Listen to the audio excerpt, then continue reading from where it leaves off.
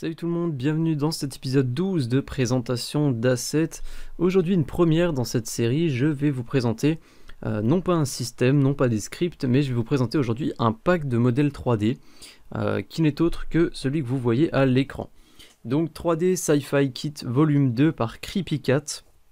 Donc un pack d'assets, un pack de modèles 3D, de lumière et de plein de choses, de sons aussi, qui va vous permettre de recréer une ambiance spatiale, une ambiance futuriste dans Unity. C'est une asset qui est d'une grande qualité selon moi. Je tiens à préciser avant de rentrer plus dans les détails que le développeur de cet asset, le créateur, est venu vers moi par mail et il m'a proposé de faire une présentation de son asset.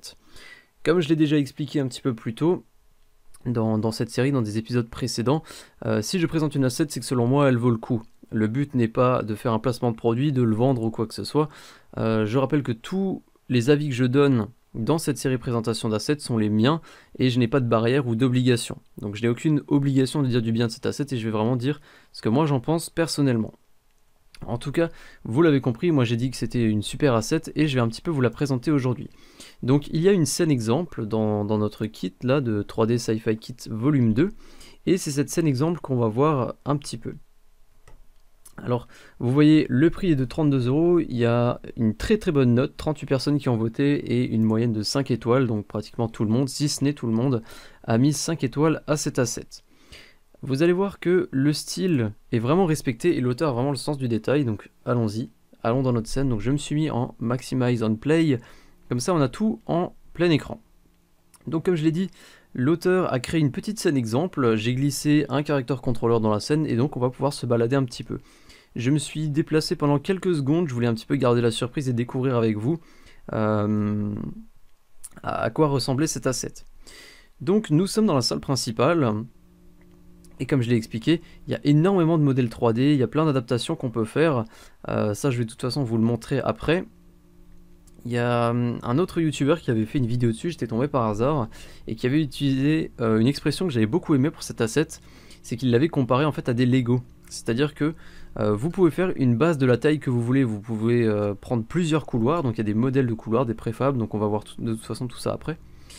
Et vous pouvez en fait tous les ajouter, les coller les uns aux autres et faire vraiment une base de la taille que vous voulez, la configuration que vous voulez, etc.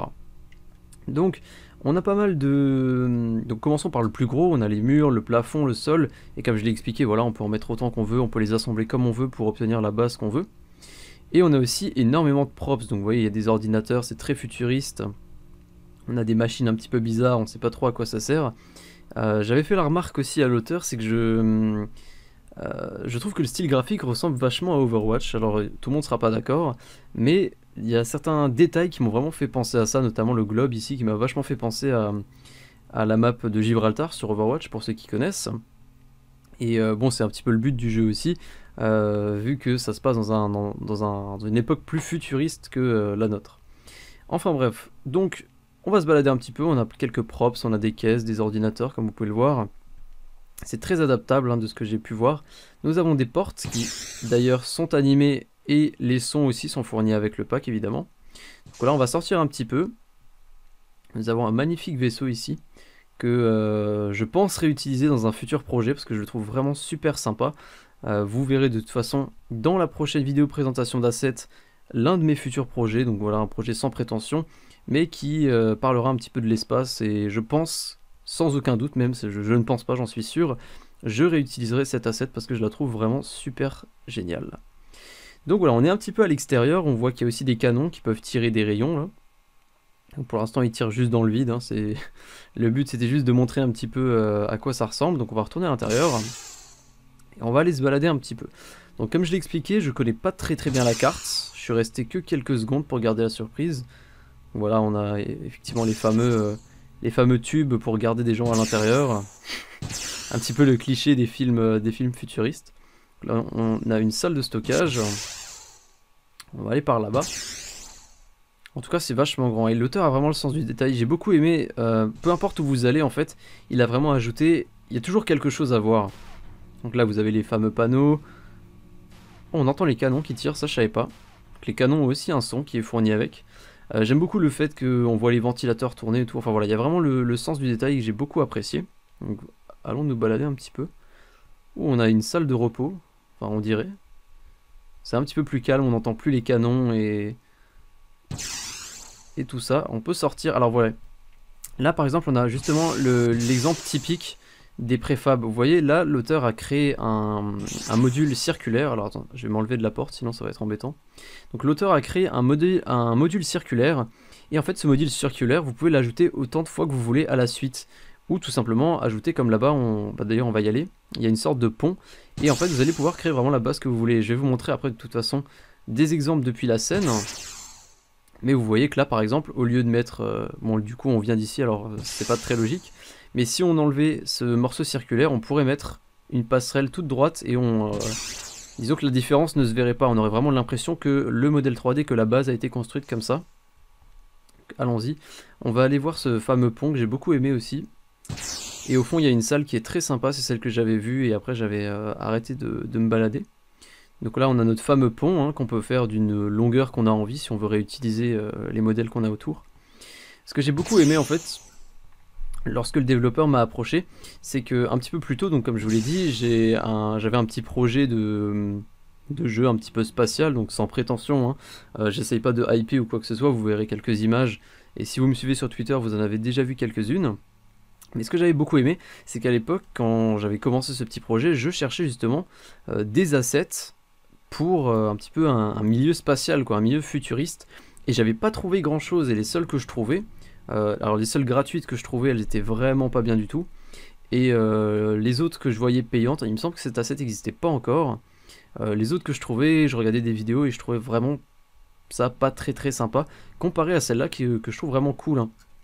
Et alors je sais plus du tout combien il y a de modèles et de préfab, mais on verra ça après, on va peut-être pas les compter, mais je sais plus combien il y en a. En tout cas le pack fait un peu plus de 500 mégaoctets, donc c'est quand même un sacré pack, hein. Il y a pas mal de choses à l'intérieur. Vous voyez qu'il y a plein de choses qui sont réutilisées qu'une seule fois. Je pense par exemple au tuyau, il me semble pas en avoir vu dans les autres salles, donc voilà. L'auteur n'a pas essayé de remplir, de faire du remplissage dans toutes les salles, dans toutes les scènes. Il a vraiment réutilisé, enfin il a vraiment utilisé plutôt plusieurs modèles 3D différents. Ouais, j'aime beaucoup la salle qui est là, je trouve ça vachement bien réalisé. Alors je sais pas du tout à quoi sert cette salle, on dirait une salle de pompage pour le sol ou quelque chose comme ça. Bon le but c'est pas d'avoir quelque chose de réel, hein. C'est d'avoir quelque chose de futuriste. Donc là on a des câbles qui traînent, vous voyez qu'on a pas mal de props. Alors évidemment les murs sont toujours un petit peu les mêmes, hein. C'était le but aussi, on va pas créer des murs différents. Pour une même base, on a une chambre, ça je l'avais pas vu non plus, on a un placard, on a une petite télé et tout. On a pas mal de mobilier aussi, c'est vrai que j'avais pas remarqué, on en a pas trop vu dans les autres salles. Mais voilà, on a des armoires, on a des buffets, ce genre de choses. Et j'ai l'impression qu'on a fait le tour de ce côté de la base, on va retourner dans la salle principale. Je sais plus si on est monté. Ah, on n'était pas monté. Encore une fois, pas mal de mobilier. C'est vachement futuriste avec tous les trucs tactiles et tout. Oula. Ah, c'est une porte qui s'ouvre sur le côté. Ah, ça c'est cool aussi. Avant on avait des portes qui s'ouvraient à droite et à gauche, et là on a aussi des portes latérales. C'est vraiment cool. J'avais pas vu qu'on pouvait monter sur le toit. Est-ce qu'on peut sauter au-dessus de la barrière? Alors j'utilise le caractère contrôleur de base. Alors, attendez. On va faire ça bien. J'avais pas vu qu'on pouvait aller sur le toit, je vais carrément me déplacer dessus. Voilà. Comme ça on est tranquille, on passe au-dessus de la barrière. Ah! Ah, donc ce sol n'était pas modélisé, d'accord. Ok, je pense que l'auteur n'a pas ajouté de collider, mais bien évidemment vous pouvez ajouter juste une boîte de collision ou un truc comme ça. Bon, du coup c'est pas pratique, il faut que je refasse ça. On va passer là. On retourne dans l'onglet game, voilà. En espérant que le reste du sol soit modélisé, je pense que oui. Donc on a aussi des canons, donc comme je vous l'ai montré avant, qui tirent un petit peu voilà, dans la direction que vous voulez. Je pense que les scripts peuvent être adaptés, et bien évidemment vous pouvez créer une sorte de système de raycast ou de target. Donc vous mettez votre canon, vous référencez l'ennemi ou vous cherchez l'ennemi le plus proche, et vous allez simplement changer la rotation du canon en fonction de l'ennemi. Donc ça peut être aussi très bien pour un système de défense, et enfin toujours en gardant le même style graphique, quoi. C'est-à-dire que vous avez vraiment tout dans le même pack. Alors je pense pas que ce soit nécessaire qu'on saute là en bas, il doit pas y avoir grand chose. Qu'est-ce qu'il y a par là-bas? On a encore un module un petit peu bizarre. Alors est-ce qu'on peut rentrer? Est-ce qu'on peut passer par la fenêtre? Alors non, apparemment c'est juste la fenêtre là-bas qui n'était pas modélisée. Peut-être un oubli, je sais pas. Et je pense qu'on a pratiquement fait le tour de l'endroit. Il me semble qu'il y a juste un endroit où on peut descendre, on n'est pas allé. Il y a à gauche... Je sais plus, je crois que j'ai confondu peut-être. Ouais, je crois que j'ai confondu avec un autre endroit. Enfin bref, c'est pas très grave. Donc voilà, on a fait le tour un petit peu de la scène démo. Maintenant, ce que je vous propose, c'est d'aller dans l'éditeur et de voir un petit peu toutes ces différentes préfabs. Alors ce qu'on peut faire, alors je vais pas toutes vous les montrer, et comme je l'ai dit, on va peut-être pas les compter. Je vais simplement créer un plane, on va faire ça un peu plus grand. Voilà, comme ça on a une base claire qui va nous permettre de voir un petit peu les modèles de plus près sur un fond blanc, enfin à peu près blanc, vu qu'il y a du fog et la lumière est un petit peu modifiée. Donc voyons voir, alors j'ai pas trop exploré hein, honnêtement les différentes choses du pack, donc on a des matériels, forcément, pour les textures. Alors voyons voir les mèches. Alors, on a plutôt un dossier prefab, on va plutôt aller là-dedans je pense. Alors on a des particules, bubble, donc ils font des bulles, donc ça c'est ce qu'on a vu effectivement à l'intérieur, vous savez, des tuyaux là. On a une particule avec de la fumée. Alors je l'ai vu quelque part mais je sais plus où, je pourrais plus vous dire. Et maintenant passons au préfab. Alors ce que je veux voir surtout c'est au niveau du sol par exemple, allons voir. Donc là on a le coin d'un couloir. Alors attendez, on va faire ça bien. Donc voilà, j'ai pris le mauvais, je suis allé dans Floor, et en fait c'est simplement décoratif. Ce qui nous intéresse nous c'est Lego justement, bah apparemment l'auteur a donné le même nom que la vidéo que j'avais vue. Et en fait ici on va pouvoir glisser tout plein de modèles déjà existants. Alors vous voyez là on a par exemple un tournant, alors je vais ramener notre personnage ici, on va se créer un monde. Alors je pense que je vais quand même faire une coupure, mais je vais d'abord avant ça vous présenter un petit peu tous les modèles. Ensuite je ferai une coupure et je ferai un petit monde. Du coup on n'a pas encore besoin du personnage. Et je vous montrerai un petit peu le résultat final. Donc voilà, je prendrai quelques minutes pour faire ça. Donc voyons voir ce qu'on a d'autre. Donc on a circular, voyons voir par exemple ça, corridor. Donc voilà, ici on a un couloir. Voilà, qui est déjà tout fait. On a même une porte qui est déjà intégrée avec le son et tout. Donc on a juste à ajouter les fameuses lumières, si on veut en ajouter à l'intérieur, ou si on veut faire un esprit un petit peu coupure de courant, ce genre de choses. Voyons voir les autres qu'on a. Ici on a corridor Windows 7, Windows 07 ça s'appelle. Donc on a effectivement une fenêtre au bout, avec encore une fois une porte. Je tiens quand même à préciser que si vous voulez des couloirs tout simples sans les portes, il y en a aussi. Alors comme vous pouvez le voir, il y en a quand même beaucoup, donc on va peut-être pas tous les faire. Il semblerait qu'il y ait des pièces aussi qui soient déjà faites. Donc là on a une pièce